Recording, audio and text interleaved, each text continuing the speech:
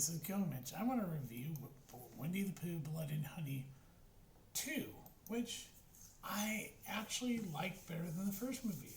Yeah. Well, here's the thing, is that it's a far better story than the first movie. You have the director admitted he didn't have the money to make the first, to do a good job with the first one. He just made it to make money so he could do the second one. Well, for one thing they did, they changed out the actor who played Christopher Robin for Scott Chambers, who, by the way, is the director of Peter Pan, Neverland Nightmare. Yeah, he goes by a different name in that. So he also changed the actor who plays Winnie the Pooh, and the mask and everything. You can tell they spent money. It's all practical effects. The story's better than the first movie. They kind of redo the first movie. They make the first movie be a reenactment of what happened in the first movie, and of course most reenactments are bad. So yeah, they kind of point that out. And the actors who play Winnie the Pooh, Tigger, Owl, and Piglet, they do have a new Piglet. He looks more like Piglet from the story. He doesn't have all those horns and everything. The Master did actually are better look. Everything about it is much better. The story is better. Yes, it's gory. The practical effects make more sense than, and essentially we have, this is after the first, what happened with the first movie. Christopher Robin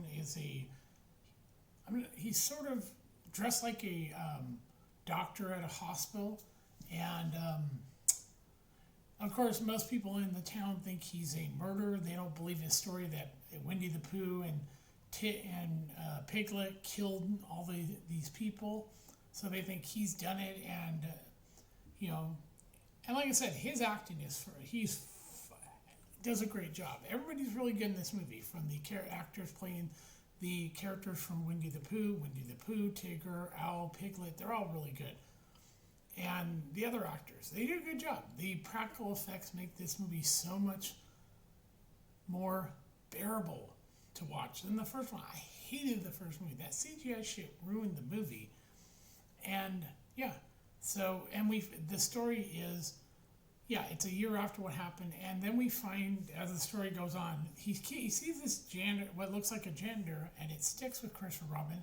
And later he has this, during therapy, he has a memory that he had forgotten about come back. And it turns out Christopher Robin had a brother. I think it might have been his twin brother. I think that's what they're hinting at.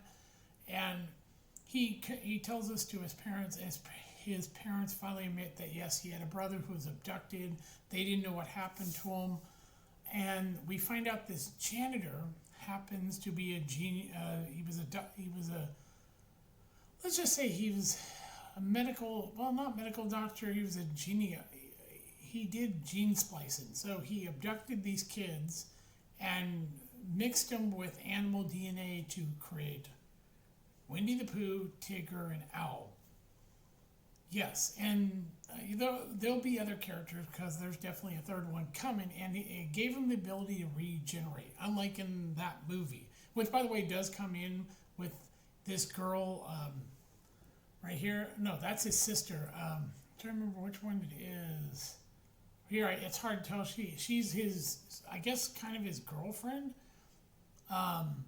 and she's watching a kid, and then he's watching the first movie, and she goes, because it's a movie about the reenactment. She goes, "Oh, this is all lies." Turns out, when the hunters, they're going after him. Some people believe, his parents know that he didn't kill anybody, but some people, of course, believe he did. They don't believe his story that Winnie the Pooh and Piglet and killed all those people. And then these guys were in the woods. They're obviously, looking for them, and they get, except for one of them, gets brutally murdered by Owl and Winnie the Pooh. Yeah. Oh, and they keep Tinker locked up because he's quite dangerous as the movie progresses. Yeah. I mean, everything about this is fucking superior. I mean, after seeing the Peter Pan, Neverland Nightmare, and then I finally watched this on Peacock because it was free. Because I have, because I have Comcast, I get Peacock free. You do ads at the beginning of the movie plays, and I enjoyed this. It's really not that long. It's an hour and 40 minutes, and it really, really is well done. I'm not going to tell you the end, and then the movie gets to a point where he runs into Christopher Robin ends up finding out about this genealogist, and he goes to his home where he basically explains everything that he took. Yeah, and he kidnapped his brother, and he mixed his DNA. He turned him into Winnie the Pooh. All these kids, Owl and the Tigger, and probably others that we'll see in the third one, were once children that he mixed with DNA, and then he buried them. And they came out of the ground, and it's like, yeah, it's pretty messed up. And Winnie the Pooh goes home, which is Christopher Robin's brother, and he kills his parents. Yeah, he murders. I mean, we see these the knife handle, the knife blade sticking out, and basically we know that's going to come up at some point in the movie, and does, and it's fucked up. He basically shoves her face in knives. I mean, then his father, we don't see what he does to the father. We hear his scream, and then his little sister, not knowing that Winnie the Pooh's actually her brother, we don't see what happens to her. And Christopher Robin comes home, he sees his father, his mother, and thinks his sister is dead, and then confronts knowing that this is his brother, confronts him, and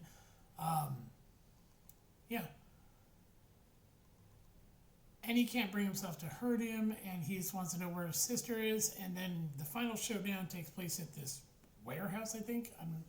And basically, a lot of people are getting killed. Oh yeah, Tigger and Winnie the Pooh are brutally murdering people. I mean, and basically Christopher Robin grabs an axe and, hits Winnie the Pooh in the head. Yeah, like I said, the regenerative, that it's in the recording that he says they have the ability to regenerate. This is how the sequel is going to come about, the third one. That just is a little spoiler. Yeah, they're going to be back. They can regenerate. Even if they're killed, they regenerate. That, actually got to give them credit. Nice. Yeah, this is a far better movie than the first one. This made a bunch of money, so they are getting a third one. And, so yeah, I really, really, I couldn't believe how much better this movie is. And it shows that he actually understood that with the money, he was able to make the budget was $1 million, so he's already done far better. And that $1 million, you could tell they spent right. And give it to this guy, Scott Chambers. He's great as Chris Robin. He brings emotion to the character when he sees his parents. Unlike the guy in the first movie, I can't really blame him. It's just not a good movie. It's just bad. This one, you could tell they put the money in time for the masks and everything, so that when they move their mouths, the masks move they're like full, like this, so that you don't see that they're wearing a mask. And, and everything was really well done. I enjoyed this movie. I like the practical effects. I like the gore. I mean, God, they went really in on the blood and gore.